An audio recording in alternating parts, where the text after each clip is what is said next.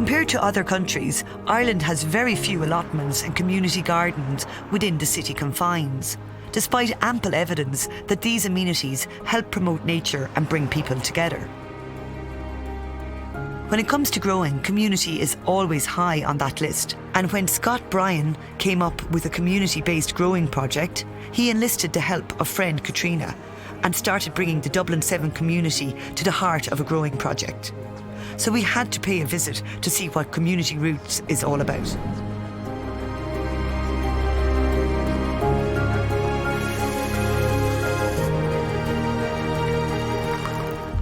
So Scott, what is Community Roots? Community Roots is basically a scheme we're piloting across Dublin 7 at the moment. We connect garden owners with gardenless budding growers living nearby and looking for a patch to grow their own food through garden sharing. It's such a brilliant idea.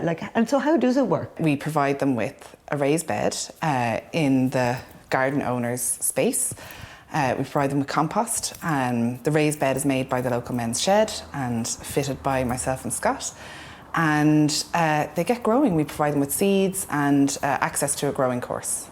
And Scott, how are you finding it? Like, what type of people are engaging? The reasons they're signing up is many and varied as well. We can see, based on qualitative research we've done and talking to our different participants, is that we're tackling social isolation, improving health and well-being. People are reconnecting with the natural environment, literally, reconnecting with the earth through gardening.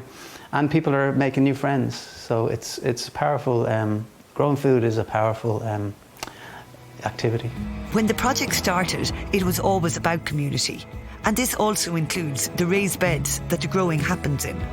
From sourcing the wood locally to engaging with the local men's shed to get them to build the raised beds, this truly is a community project. So I want to talk to the local men's shed to see how they got involved in this project.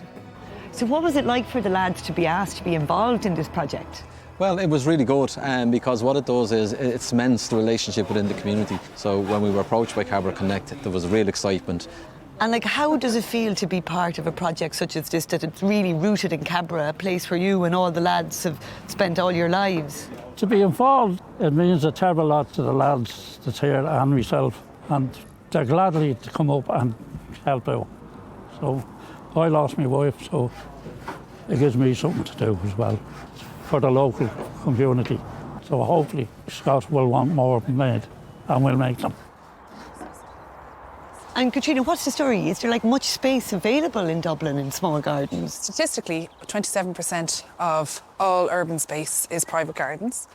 And even as we're walking around here, you can see driveways with a little bit of room at the side. And imagine if everybody just gave over a little bit of space to growing their own food, how much food could be produced on an urban scale.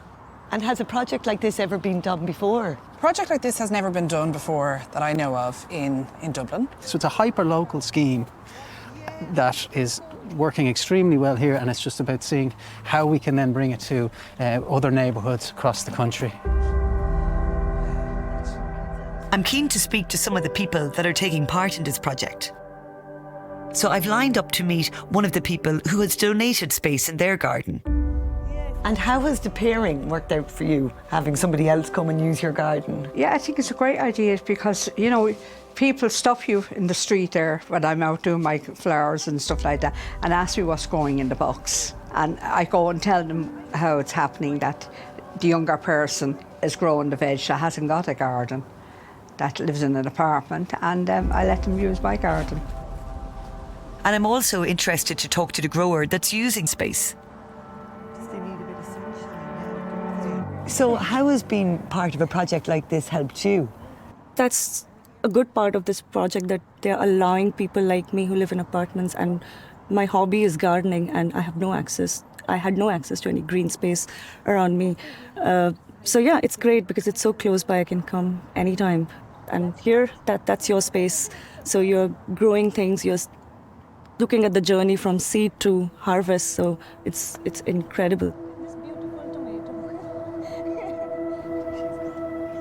This project may still be in its infancy, but the potential here is far-reaching, and I want to chat a bit more with Katrina and Scott and see where they think the project is heading.